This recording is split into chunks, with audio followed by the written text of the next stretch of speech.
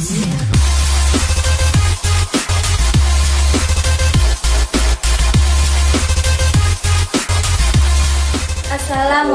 warahmatullahi wabarakatuh. Yang saya hormati Ketua Rayon Mahbub Junaidi Unisda Lamongan, sahabat Abiu Cahyo. Dan yang saya hormati Ketua Kopri Mahbub Junaidi Unisda Lamongan, sahabati Sofiatus Solihah, serta sahabat-sahabatiku yang berbahagia. Saya Novia Sagita Anggraini akan memaparkan materi yang telah saya dapatkan dari Sekolah Islam dan Gender di Komisariat Kiai Haji Abdul Halim di Mojokerto. Akan menjelaskan materi yang pertama, yaitu konsep dasar Islam. Jadi, konsep dasar Islam dalam Al-Quran dan Al-Hadis, para ulama membagi ajarannya menjadi 3, yaitu yang pertama iman, yang kedua Islam, dan yang ketiga ihsan. Kemudian dilahirkan menjadi akidah, syariat, dan juga akhlak. Ya, kita membahas tentang konsep dulu. Apa sih konsep itu? Konsep itu merupakan rancangan atau juga ide. Dasar itu apa sih? Dasar itu pondasi atau alas atau pokok dari suatu ilmu yang telah didapat, ilmu pengetahuan yang telah didapat. Islam itu apa sih? Islam itu adalah agama Allah yang diwahyukan kepada rasul-rasul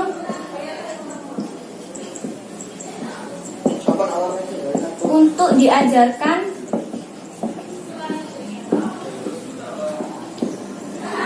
kepada manusia. Di sini kita akan membahas ruang lingkup Islam. Islam dalam arti sempit itu merupakan arkanul Islam. Disebut juga rukun-rukun Islam.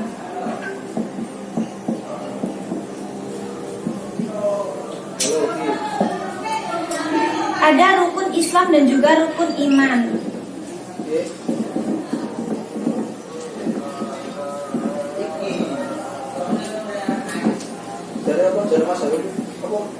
Apa sih rukun Islam itu? Rukun Islam adalah perbuatan atau amalan yang berupa fisik. Kalau rukun iman itu adalah amalan yang berupa batiniah. Rukun Islam ada 5. Yang pertama syahadat, sholat, zakat, puasa, haji. Dan rukun iman ada 6. Yang pertama iman kepada Allah. Yang kedua iman kepada malaikat-malaikat Allah. Yang ketiga iman kepada kitab-kitab Allah. Yang keempat iman kepada rasul-rasul Allah. Kelima iman kepada hari akhir. Dan yang keenam iman kepada qadar dan qadar. Rukun iman dan rukun Islam itu merupakan pilar penting yang dijadikan sebagai pedoman hidup. Setelah membahas dalam arti sempit, kita akan membahas Islam dalam arti luas. Dalam arti luas ada 3. Yang pertama akidah, yang kedua syariah, yang ketiga akhlak. Apa sih akidah itu? Akidah adalah kepercayaan dasar atau kepercayaan pokok yang ada dalam Islam. Kemudian dalam Hasan al-Banna dijelaskan bahwa pembahasan akidah itu ada 4 pembahasan.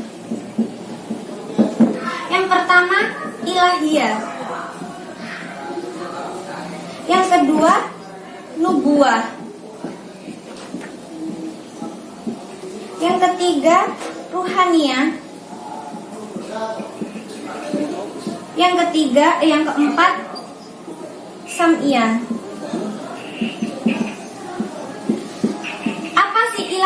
itu, ilahiyah adalah segala sesuatu yang berhubungan dengan ilah, dengan Tuhan, seperti wujud Allah, nama serta sifat Allah.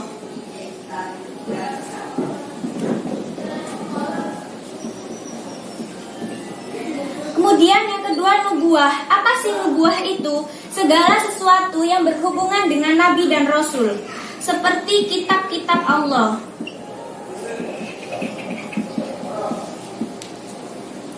Mukjizat Allah.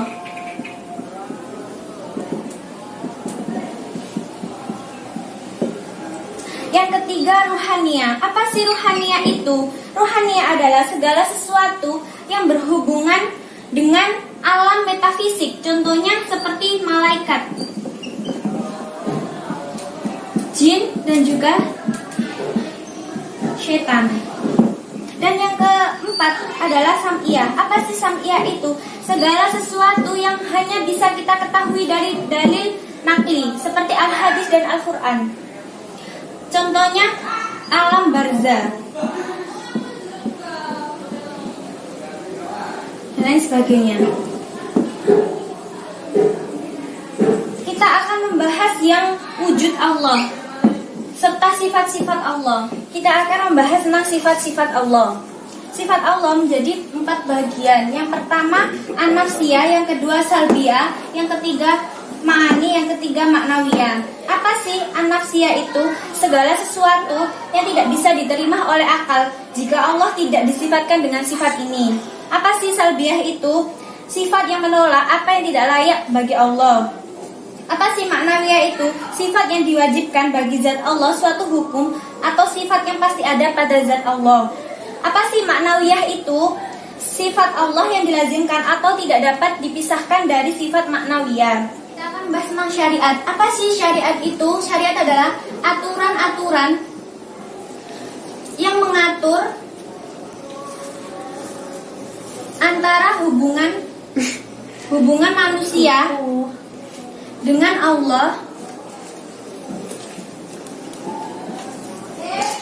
hubungan manusia dengan manusia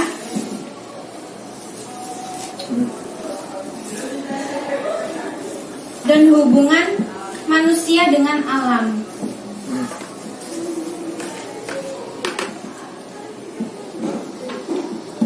Secara garis besar, hukum syariat dalam kaidah fikih dibagi menjadi 2. Yang pertama ibadah, yang kedua muamalah. Apa sih ibadah itu?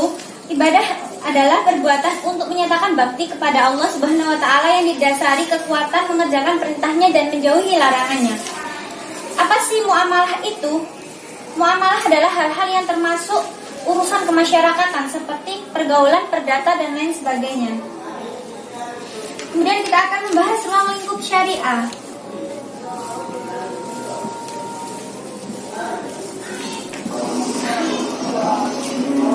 Yang pertama adalah ad-din. Yang kedua adalah al-milah. Yang ketiga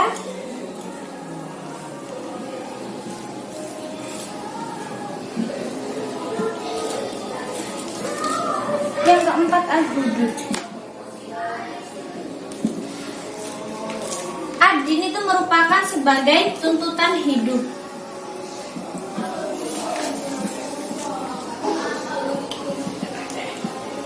Kemudian al-milah itu adalah sebagai arahan moral.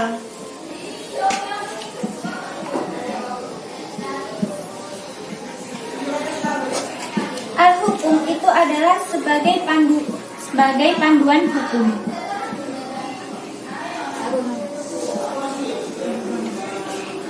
Dan yang keempat adalah al-hudud. Al-hudud itu adalah sebagai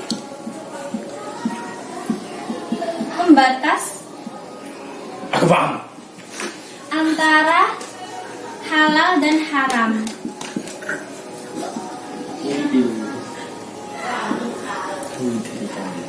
Kemudian kita akan membahas tentang kemaslahatan syariah.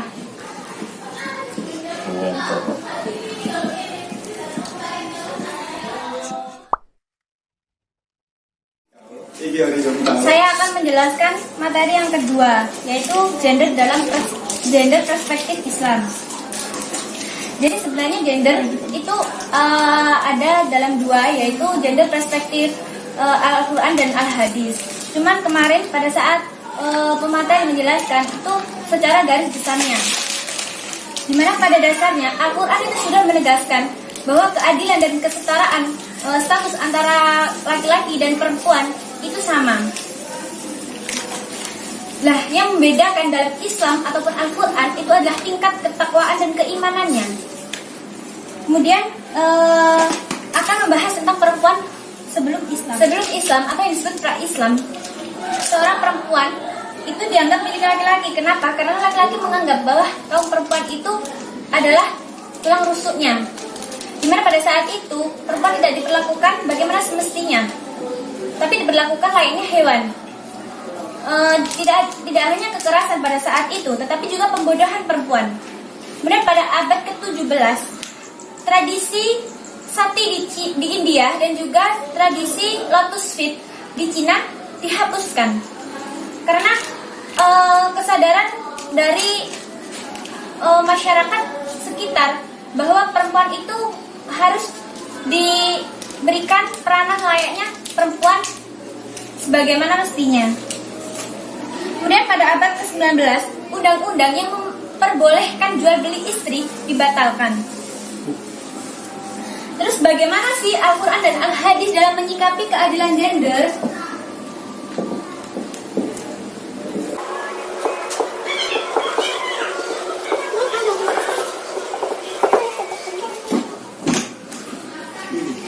Jadi Allah itu tidak pernah membedakan antara laki-laki dan perempuan untuk menuju akhirat. Itu sudah dijelaskan dalam Tauhid. Yang tadi sudah dijelaskan prinsip gender dalam Tauhid, bahwa laki-laki dan perempuan itu tidak ada pembeda untuk menuju akhirat. Allah tidak pernah membeda-bedakan antara laki-laki dan perempuan menuju akhirat. Kemudian dikatakan maslahat apabila bisa bermanfaat bagi manusia yang lain.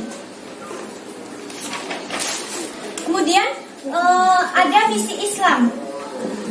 Misi Islam. Ada dua misi Islam.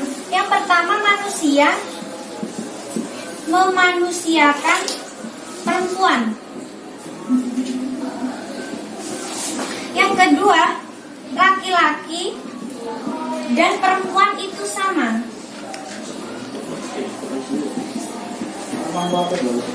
Bagaimana misi Islam ini, dua ini bisa terwujudkan? Itu dengan cara tiga aspek. Tiga aspek yang mendukung. Yang pertama adalah spiritual. Yang kedua intelektual. Dan yang ketiga adalah visi. Spiritual itu adalah yang berhubungan dengan batinia, ruhania. Intelektual, cerdas. Dan visi itu adalah kemampuan untuk melihat inti persoalan.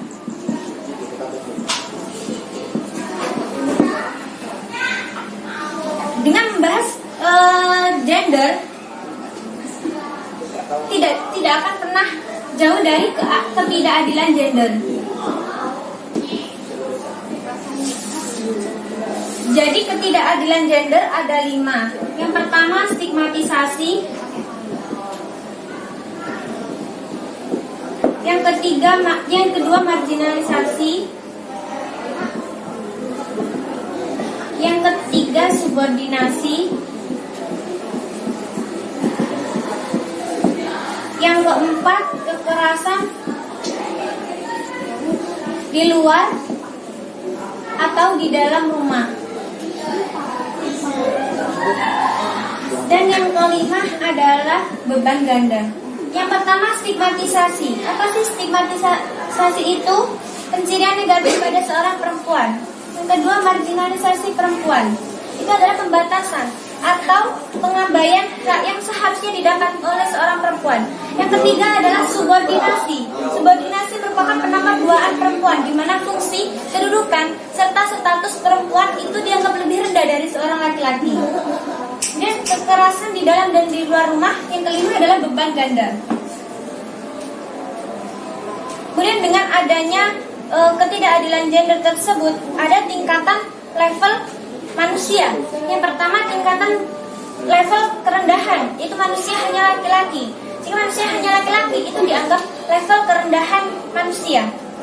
Jika perempuan juga manusia, namun masih dianggap lebih rendah, itu termasuk level menengah. Dan perempuan dan laki-laki sama, itu level tertinggi. Karena pada dasarnya seorang laki-laki dan perempuan mempunyai hak yang sama. Kemudian kita membahas tentang gender perspektif Islam. Islam itu lahir di Arab. Kemudian medianya juga menggunakan bahasa Arab. Nah, Al-Quran itu tidak menjelaskan bahwa wanita itu lemah, tetapi ada sejarah yang mana perempuan itu pernah dilemahkan. Sudah dijelaskan dalam Al-Quran, Quran surat An-Nisa ayat 1 yang artinya, wahai manusia, bertakwalah kepada Tuhanmu yang telah menciptakan kamu dari dirinya yang satu, Adam, dan Allah menciptakan pasangannya, Hawa, dari dirinya, dan dari keduanya Allah memperkembangbiakkan laki-laki dan perempuan yang banyak.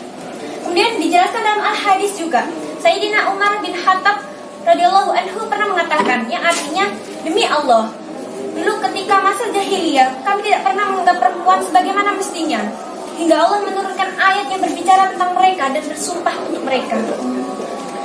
Dari situ ketidakadilan gender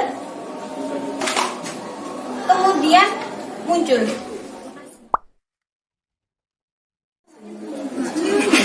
Yang ketiga, saya akan membahas tentang strategi pengembangan citra diri Kopri. Kopri itu apa sih? Kopri itu merupakan tempat atau wadah kaderisasi putri yang ada di PMII. Kopri merupakan badan semi otonom PMII yang merupakan organisasi kader secara otomatis mempunyai tanggung jawab yang mencetak kader-kader berkualitas. Dengan ini terkait intelektual, kemampuan, dan kreativitas yang harus dimiliki kader-kader perempuan PMII sesuai dengan cita-cita organisasi. Kaderisasi Kopri ini terdiri dari Sekolah Islam dan Gender SIG, Sekolah Kader Kopri SKK, dan Sekolah Kader Kopri Nasional SKKN. Di mana pada sejarah Kopri pernah dibubarkan dengan 3 alasan. Yang pertama, karena perempuan pada masa itu tidak ditempatkan di tempat yang strategis. Misalnya dalam sebuah acara, perempuan itu hanya diberi kesempatan dalam memasak karena dianggap seorang perempuan itu pandai memasak, tapi tidak pandai dalam pabrik. Yang kedua, pada masa Orde 1970 sampai 1973, PP Kopri tidak pernah mengadakan kegiatan dan nilai gagal. Yang ketiga, tidak mampu membuat LPJ pada Kongres kelima PMII. Kemudian dari situ kondisi Kopri secara global dapat ditemukan. Yang pertama, infrastruktur, yang kedua suprastruktur, yang ketiga sosial struktur. Dimana infrastruktur itu di tubuh Kopri masih sedikit perempuan yang memiliki ilmu yang luas. Kemudian yang suprastruktur itu ketika wacana dapat main, seperti tentang halnya kurikulum, itu SIG, SKK, dan SKKN. Kemudian struktur Kopri sebagaimana juga struktur PMII terdiri dari PB Kopri, PKC Kopri, dan PC Kopri. Visi dan misi Kopri. Apa sih visi dan misi Kopri?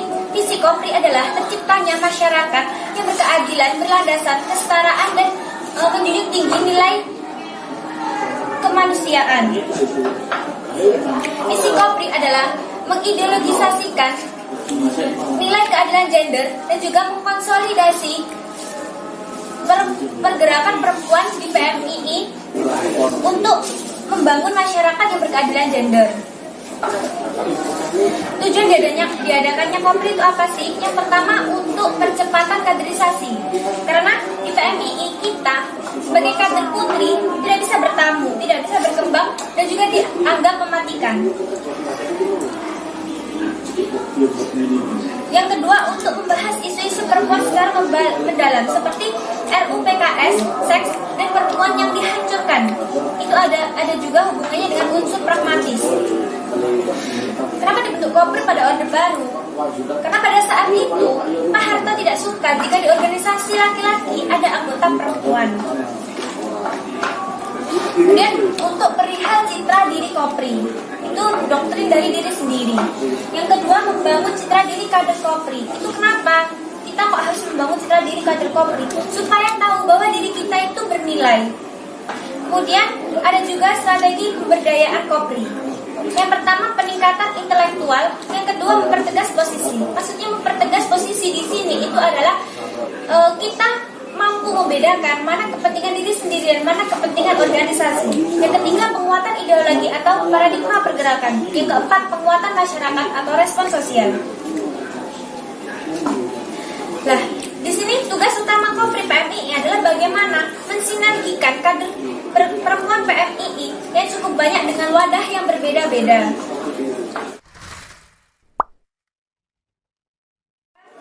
Saya akan membahas materi keempat, yaitu konsep gender, seks, dan seksualitas. Ini kita akan membahas tentang gender. Gender itu apa sih? Gender sudah pernah dibahas berkali-kali ya, bahwa gender itu adalah konteks sosial yang bersifat luntur, dapat dirubah sesuai dengan kondisi, ruang, dan waktu tertentu. Dan sedangkan seks itu apa sih? Seks itu adalah jenis kelamin. Kemudian seksualitas itu apa sih? Seksualitas itu adalah peranan dalam seks sendiri. Kemudian kita membahas tentang perbedaan gender dan juga seks. Gender dan seks. Bahwa gender itu banyak sekali yang mengartikan bahwa gender itu jenis kelamin. Padahal gender itu bukan jenis kelamin. Yang jenis kelamin adalah seks. Gender. Banyak sekali yang berpikiran bahwa perbedaan gender itu adalah misal perempuan dan laki-laki. Perempuan baperan. Yang laki-laki misalnya sabar. Tapi sebenarnya dalam perbedaan ini keduanya itu perempuan dan laki-laki memiliki sifat yang sama. Maksudnya dalam artian laki-laki juga baperan, terus perempuan juga sabar, tetapi dengan porsi tingkatan masing-masing. Karena pada dasarnya baper itu diciptakan dari dua, yaitu pertama head speed, dan yang kedua adalah freedom speech.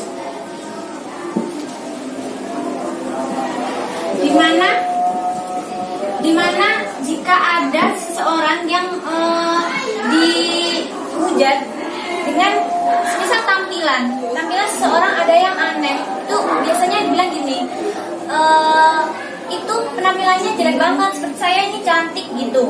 Nah, kalau misalkan orang yang dihujat tersebut memakai head speech, maka dia akan memikirkan perkataan tersebut, dia akan selalu minder.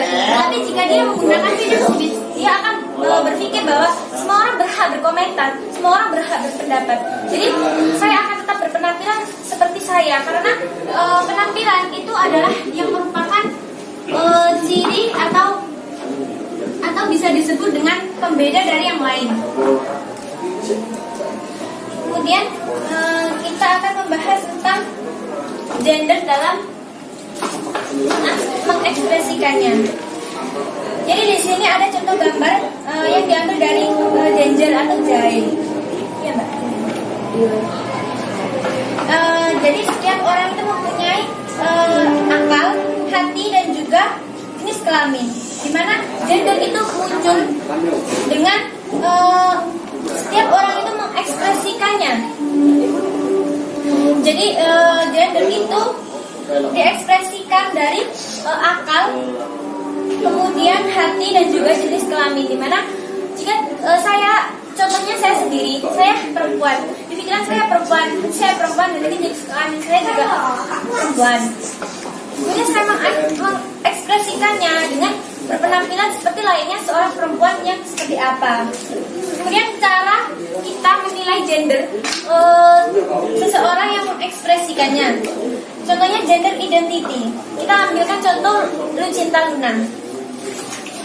Bahwa gender identity-nya Lucinta Luna itu woman. Dia mengekspresikannya woman. Gender ekspresinya feminin. Di dalam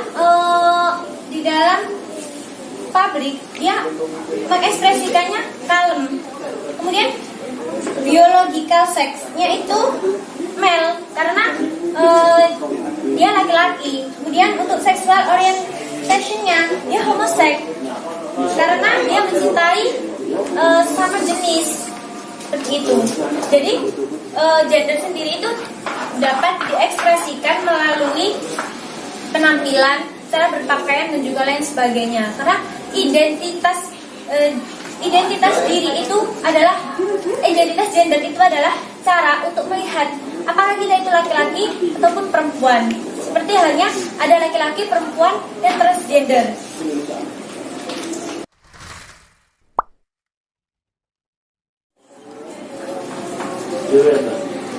Yang kelima, saya akan menjelaskan tentang kepemimpinan perempuan. Kepemimpinan itu apa sih?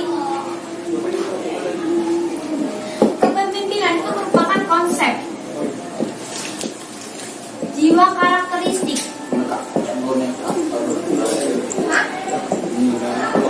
kemudian gaya pemikiran, sikap, dan lain-lain.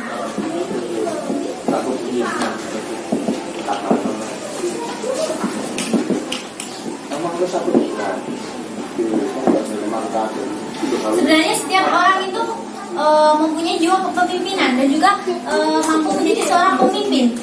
Tapi banyak halangan untuk kaum perempuan menjadi seorang pemimpin. Yang pertama,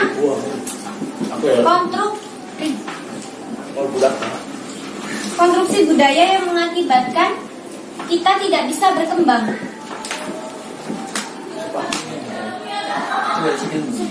Dan yang kedua, pendidikan hanya diutamakan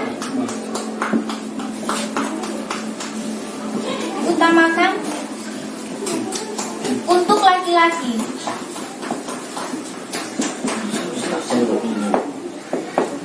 Sebelum kita menjadi seorang pemimpin, maka kita harus bisa memimpin diri kita sendiri. Bagaimana jika kita tidak bisa memimpin diri kita sendiri, kemudian kita memimpin orang lain? Maka semuanya akan sia-sia. Kemudian perempuan harus mempunyai jiwa kepemimpinan dan juga kemandirian. Kenapa perempuan harus memiliki jiwa kepemimpinan dan kemandirian? Karena saya ambilkan contoh satu. Jika ada rumah tangga, terus kemudian ada beberapa masalah yang menimbulkan jalan perceraian, dimana bahwa jika seorang perempuan tersebut memiliki jiwa kepemimpinan dan juga kemandirian, maka dia tidak akan takut untuk diceraikan suaminya. Dalam artian itu karena dalam rumah tangganya itu sudah tidak bisa dipertahankan karena adanya KDRT dan lain sebagainya. Kemudian jika seorang perempuan itu tidak memiliki jiwa kepemimpinan dan juga jiwa kemandirian, maka dia akan takut, bahwa dia takut nanti dia tidak akan tidak bisa mencukupi kebutuhannya sendiri. Makanya kenapa perempuan itu harus memiliki jiwa kepemimpinan dan kemandirian. Kemudian kita mengulang kembali yang dulu ya, dimana ada perempuan yang berjuang juga, seperti Siti Khadijah itu adalah perempuan yang mandiri, kuat, sabar, dan bertanggung jawab. Kemudian Siti Aisyah adalah pemimpin perang Jamal, di mana seorang perempuan yang pertama memimpin perang adalah Siti Aisyah. Dan yang ketiga, Hatimah Az-Zahra, yaitu guru yang mengajarkan ngaji Al-Quran. Yang keempat adalah di Indonesia sendiri adalah Raden Ajeng Kartini, di mana Raden Ajeng Kartini memperjuangkan emansipasi perempuan. Tapi pada dasarnya di dalam Al-Quran sudah dijelaskan bahwa seorang perempuan itu sudah dimuliakan dalam Islam. Jadi untuk emansipasi perempuan itu sebenarnya dalam Al-Quran tidak diharuskan ada. Terus untuk kepemimpinan sendiri, itu bagaimana sih cara kita menjadi pemimpin? Apa sih yang harus dirubah ketika kita akan menjadi pemimpin?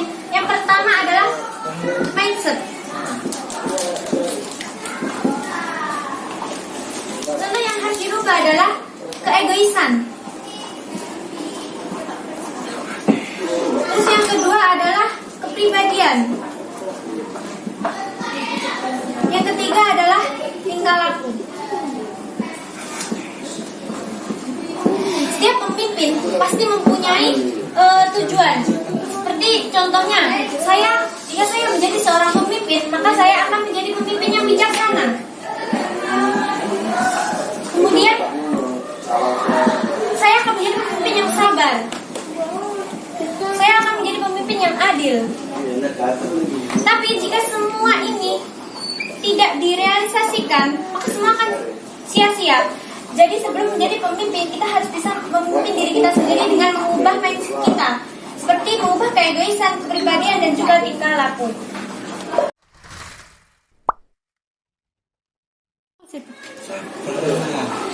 Saya akan menjelaskan materi yang keenam, yaitu hukum Islam di Indonesia.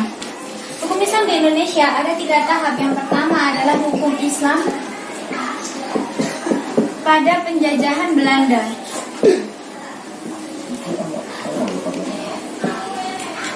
Yang kedua, hukum Islam pada penjajahan Jepang. Dan yang ketiga adalah hukum Islam pada masa Orde Baru.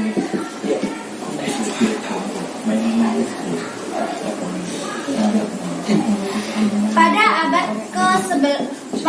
abad ke-18, tujuan utama Belanda itu adalah berdagang.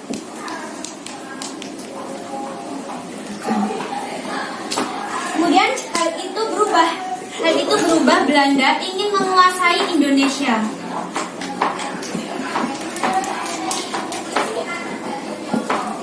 Yang ingin menguasai Indonesia itu adalah cendekiawan dari Belanda.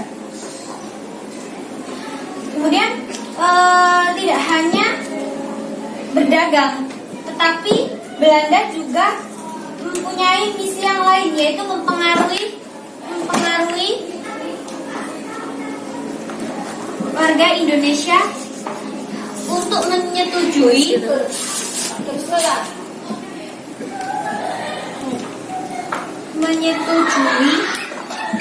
bahwa Indonesia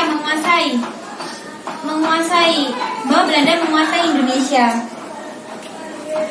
Kemudian pada tanggal 31 Desember VOC dibubarkan.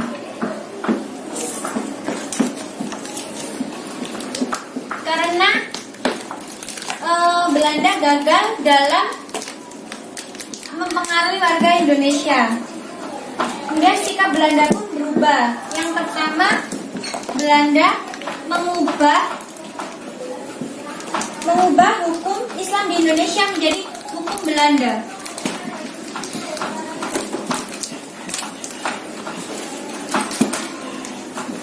Upaya-upaya Belanda dalam mendapatkan perlawanan, Belanda dalam menguasai Indonesia mendapatkan perlawanan dari warga Indonesia. Karena pada saat itu warga Indonesia tahu bahwa pengaruh Belanda itu adalah untuk menguasai Indonesia. Secara umum, hukum Islam merupakan hukum paten yang tidak dapat diganggu-gugat. Kemudian kita akan membahas yang kedua, hukum Islam pada penjajahan Jepang, di mana itu mengandung formalisasi dan kegagalan Jepang.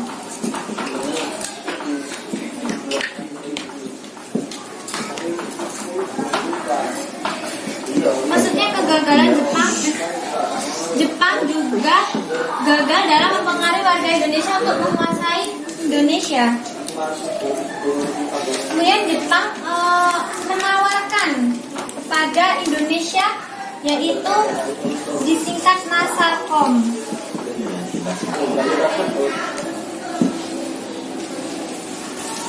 Yang pertama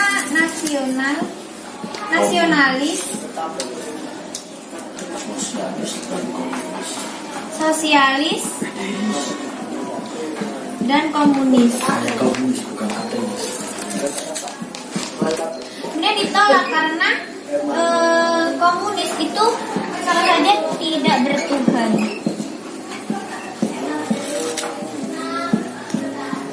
Kemudian kita akan membahas hukum Islam pada masa Orde Baru, di mana munculnya pada masa Orde Baru di mana munculnya syariat Islam.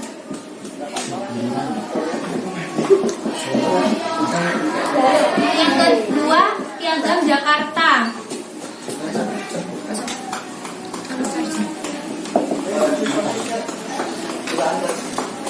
Nah, ini kenapa bisa Piagam Jakarta muncul? Karena supaya umat Islam menyatu dengan nama Allah. Kemudian supaya Pancasila sila pertama itu adalah syariat Islam.